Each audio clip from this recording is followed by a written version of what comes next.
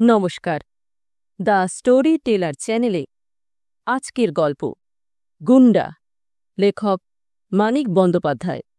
গল্প পাঠে আমি অনিন্দিতা। গুন্ডা সুশীলের বৈঠকখানা। ঘরখানায় আসবাবপত্রের সমাবেশে যেমন সাজানো গোছানোর কায়দায়, তেমনি বিচিত্র রুচির অদ্ভুত মিলন ঘটেছে। রুচির এই খাপছাড়া বিকারটাই চোখে পড়ে সকলের আগে। কল্পনা নেই নানা রুচির সস্তা খিচুড়ি। দেওয়ালে বহু ছবি, শিবাজি, পরমহংস থেকে গান্ধী, রবীন্দ্রনাথ, জওহরলাল, সুভাষচন্দ্র, রানী ভিক্টোরিয়া থেকে মাউন্ট ব্যাটেন দম্পতি, চার্চিল থেকে হলিউডের প্রায় ন্যাংটো স্টার বেনামি এবং জটাধারী সন্ন্যাসী থেকে বাসুকি নাগে দড়ি দিয়ে দেবতা ও দানবের সমুদ্রমন্থন। এসব হলো কাগজে ছাপা ছবি। এসব ছাড়াও কার্পেটে রঙিন সুতো আর উলে তোলা হরিণ ও বাজের মাথা আছে। পিতা ধর্ম, পিতা স্বর্গ, অহিংসা পরম ধর্ম, পতি সতীর সব ইত্যাদি নানা রকম বচন আছে। একদিকে জোড়া খাটে ফরাস পাতা, তাকিয়াগুলিতে ঝালর দেওয়া, অপরদিকে স্টিল প্লেটে ও ফ্রেমে গড়া অতি আধুনিক সোফা চেয়ার। কিন্তু এপাশে দেওয়াল ঘেঁষে আবার নিছক একটা সাদা সিধে কাঠের বেঞ্চি, কয়েকটা সস্তা হাটবাজারি বেতের মোড়া, একটা সাধারণ আলমারি, আর দামি বুকশেলফে বিচিত্র মলাটের তিনেক বই। এইগুলিতেই ধুলো জমেছে বেশি। রকমারি মলাটের শোভা ছাড়া বইগুলির সমাবেশ ঘটানোর মানে বোঝা অসম্ভব। শ্রীমতী সুশীলা দেবী নামে কোনো এক অজানা মেয়ে কবির স্বামীর পয়সায় সোনালি জ্যোতির চমক লাগানো হরফে ছাপানো চাচ্ছিল কাব্যটির পাশেই আমেরিকায় প্রকাশিত জুতার ব্যবসা সম্পর্কে মোটা একখানি ইংরেজি বই। মেঝের খানিক অংশ জুড়ে দামি কার্পেট, পুকুরের মিহি পাকের মতো কোমলতায় আধ হাত পা ডুবে যায়। কার্পেটের পাশেই একটি সাধারণ মাদুর, তাতে গোটা দুই ওয়ারহীন তেলচিটে তাকিয়া। দরজার কাছে পা মোছার জন্য বিছানো আছে দুটি ছেঁড়া নোংরা বস্তা। সকাল এখন 7:30। ঘরে এত আসবাব থাকতে সুশীল একটা সাধারণ সস্তা ক্যাম্বিসের ক্যাম্প চেয়ারে বসে আছে। তার হাতে একটি ছোট সাইজের 2 পৃষ্ঠা বাংলা সংবাদপত্র। ছাপার হরফগুলি বেশ বড় বড়। সুশীলের বয়স হবে 40।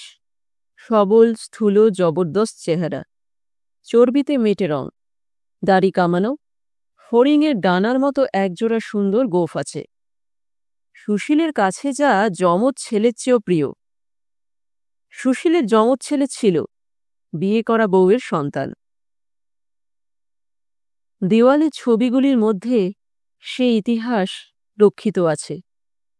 শুকনো মালা জড়ানো বিবর্ণ অস্পষ্ট দুটি ফটো সুশীলের অতীত দাম্পত্য জীবনের স্মৃতি হিসেবে দেওয়ালে ঠাঁই পেয়েছে। অস্পষ্ট হলেও বউয়ের ফটোটি দেখে বোঝা যায় শাড়ি, গয়না, সিন্দুর, চন্দনে জবুথবু একটি বালিকা চেয়ে আছে ড্যাবড্যাবে চোখে। বউকে সুশীল বড় ভালোবাসত। বাসর রাত্রে ভয়ে সুশীলের বুকে একেবারে অজ্ঞান হয়ে গিয়ে সুশীলকে সে মনে প্রাণে বশ করে ফেলেছিল। যমজ ছেলে দুটি বিয়েতে তার প্রাণ যায়। ছেলে দুটি বেঁচেছিল প্রায় 8 বছর। একসঙ্গে একদিনে দুজনে তারা কলেরায় মারা যায়। তাদের ঝাপসা ফটোয় কলকে ফুলের মালা জড়ানো আছে। সন্তর্পণে পা ফেলে মৃণালিনী এসে দাঁড়ায়। সে চাকরানী না আশ্রিতা না আত্মীয়া অথবা নিছক বেশ্যা, চেহারা দেখে বুঝবার উপায় নেই। পরনে চওড়া লাল পাড় ধোপ দুরস্ত মিলের শাড়ি, কিন্তু বহরে বেশ খানিকটা খাটো। হাঁটু পেরিয়ে গোড়ালি অবধি যেতে যেতে মাঝ পথে হাল ছেড়েছে। মুখখানা শুকনো, বঞ্চনা লাঞ্ছনার ছাপ মারা বিবর্ণতা। প্রাণপণ ধৈর্যের চেষ্টায় কালিমারা মুখের সে চামড়ায় বয়সের চিহ্নটা কিন্তু 20-22-এর বেশি উতরতে পারেনি। হাজার অত্যাচারেও যে মানুষের মুখে বার্ধক্য আনতে পারে না, তার মুখটি যেন তার চরম সাক্ষ্য। কি বলছেন? 1 কাপ চা দাও। কড়া করব না নরম করব? মাঝারি রকম করো। মাঝারি চা তৈরি করা আছে। সুশীল উদাস উদাস কণ্ঠে বলল, মাঝারি রকম চায়ের নামে সেও এমনি ভরকে যেত। একটু এদিক ওদিক হলে কড়া নয়, নরম হয়ে যায়। তোমারও ভাবনা হচ্ছে না? ভাবনা কি? ভাবনা কি? মন টন কি আর ভালো আছে সকালবেলা? যেমন করে হোক দাও। সংসারে আর মন নেই, বুঝলে? সংসার আর ভালো লাগে না। মৃণালিনী সুশীলের বউয়ের ফটোর দিকে চেয়ে বলল, কি কচি ছিল মুখখানা, ছবিতেও যেন ঢলঢল করছে। সুশীল দীর্ঘ নিঃশ্বাস ফেলে বলে, পাপে ভরা সংসার, ওসব মানুষ বাঁচতে আসে না। 2 দিন জড়িয়ে জড়িয়ে বেঁধে নিজে চলে যায়। চিহ্ন দুটোকে পর্যন্ত থাকতে দিল না, কাছে টেনে নিল। সত্যি, ভাবলেও কান্না পায়। কাঁদছ? কাঁদলে তোমায় বেশ দেখায়। চা আনি? মৃণালিনী ভেতরে যায়। বাইরে থেকে ঘরে ঢোকে বেলা। মোটা সোটা ফর্সা ও সুন্দরী, সাজসজ্জায় ঝলমল। গায়ে হীরার নমুনাও আছে। চেহারা, প্রসাধন ও সাজসজ্জা সহজেই চিনিয়ে দেয় যে সমাজের কোন স্তরের কি ধরনের মানুষ। বেলা বলে, ছি ছি, এই নাকি তোমার নতুন পীড়িত? কি পছন্দ, বলিহারি যাই। সুশীল বলল, বড় ভালো মেয়েটি, সাতচরে মুখের রা নেই। বেলা বলল, তবে তো ভালো হবেই। চর খেয়ে রা না কাটলে আমিও ভালো মেয়ে হতাম। পাটরানি করেছ নাকি শুনলাম? কিসের পাটরানি? একটু মায়া পড়ে গেছে ব্যাস। চালান করেই দিতাম। গোসাইয়ের সাথে দর দস্তুর হয়ে গিয়েছিল। 2 দিন রেধে বেড়ে খাওয়ালো, বেশ রাধে। ভাবলাম আছে থাক। তাছাড়া বড় নিরীহ গোবেচারা স্বভাব। কে বলবে স্কুলে পড়েছে? গোসাইয়ের কাজে লাগবে না, শেষকালে গাল দেবে আমায়। এ তো ভালো কথা নয়। এ বয়সে তুমি শেষকালে প্রেমের ফাঁদে আটকে পড়লে? খবর শুনে আমরা তো বনে গেছি বাবা। মেজাজ টেজাজ পর্যন্ত নাকি তোমার শুধরে গেছে? শুধরে গেছে মানে? একেবারে নাকি দয়া মায়ার অবতার হয়ে দাঁড়িয়েছ। মিষ্টি মিষ্টি কথা কও, উঠতে বসতে দরদ জানাও। মায়েরই বলছি, সবাই বলাবলি করছে। তুমি নাকি শান্ত শিষ্ট ভদ্রলোকটি বনে গেছ। আমি ভদ্রলোক ছিলাম না? তাই বলেছি আমি? কোদল করছো কেন গো? এ আবার শিখলে কোথা? একটা ছিচকাদুনে মেয়ে শেষে এমন দশা করল তোমার। হিংসে হচ্ছে নাকি? বেলা নিজের গালে চড় মেরে মুখ বেঁকিয়ে বলে, মরণ আমার, হিংসে হবে? তোমারও দরদের মুখে নুরো জেলে দি। তবে দোষটা কি হলো?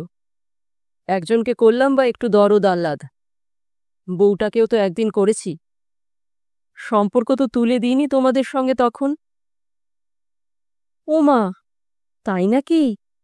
বউটার মতো লাগছে ছুরিটাকে? তেমনি কথায় কথায় ভয়ে মুচ্ছ যাচ্ছে না?